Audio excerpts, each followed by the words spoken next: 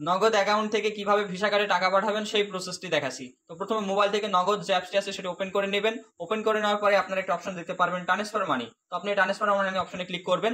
এরপর এখান থেকে ভিসা ডেবিট কার্ড এটা সিলেক্ট করে নেবেন।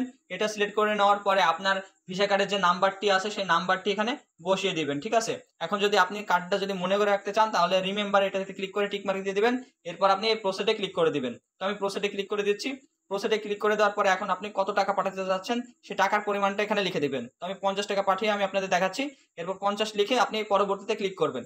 এখন আপনার কার্ডে মানে নগদের যে পাসওয়ার্ডটি আছে সেই পাসওয়ার্ডটি এখানে বসিয়ে দিবেন। পাসওয়ার্ডটি বসিয়ে দেওয়ার পরে এই পরবর্তীতে ক্লিক করবেন। পরবর্তীতে ক্লিক করার পরে এখানে যদি আপনি ট্যাপ করে যদি ধরে রাখেন তাহলে দেখবেন যে আপনার ওই কার্ডে কিন্তু টাকা কিন্তু চলে গেছে।